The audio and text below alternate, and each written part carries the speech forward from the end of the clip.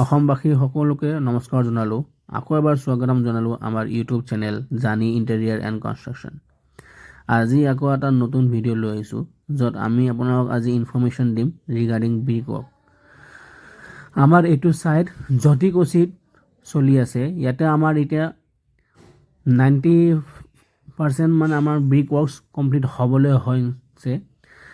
আজি ইনফৰ্মেশ্যন দিম আপোনালোকে ব্ৰিক ৱৰ্কছত কেনেকৈ কি ধৰণৰ ইঞ্জিনিয়াৰিং টাৰ্মছত কৰিলে য'ত বস্তুবোৰ ষ্ট্ৰং হয় আৰু ভাল হয়। আমি সদায় যেতিয়া আমি গাঁথনি প্লাষ্টাৰ কৰোঁ তেতিয়া আমি তলত যোনটো একদম বটম গ্ৰাউণ্ড লেভেলত এটা PCC ঢালাই দিব লাগে। আফটাৰ ডেট আমি আকৌ যেতিয়া 3 ফুট লৈ ৱালটো উঠে তেতিয়া আমি আকৌ এটা PCC ঢালাই দিব লাগে। আফটাৰ ডেট আমি খিৰিকীবোৰৰ কাৰণে ডাইমেনশ্যনবোৰ এৰি কেনে খিৰিকীৰ চাইজত গাঁথনিবোৰ এৰি থৈ দিব লাগে।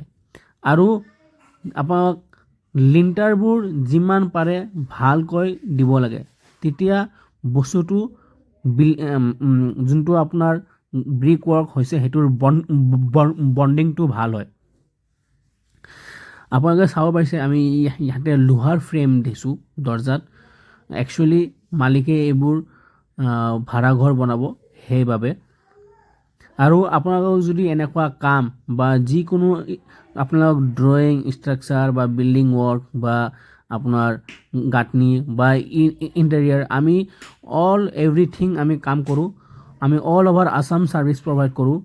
আপোনালোকৰ ড্ৰয়িঙৰ পৰা পাৰ্মিশ্যনৰ পৰা ইণ্টেৰিয়ৰৰ পৰা এক্সটেৰিয়ৰৰ পৰা বিল্ডিং কনষ্ট্ৰাকশ্যনৰ পৰা ছাইট ভিজিটিঙৰ পৰা আমি চব ইত্যাদি আমাৰ all over Assam service provide হয়। যদি ভিডিঅ'টো ভাল লাগিছে তে আপোনালোকে লাইক শ্বেয়াৰ এণ্ড ছাবস্ক্ৰাইব কৰিব আৰু যিমান পাৰে আপোনালোকে এই ভিডিঅ'টো শ্বেয়াৰ কৰিব। তেতিয়া আমাৰ নাম্বাৰ তলত দিয়া আছে, আমাক কণ্টেক্ট কৰিব পাৰে।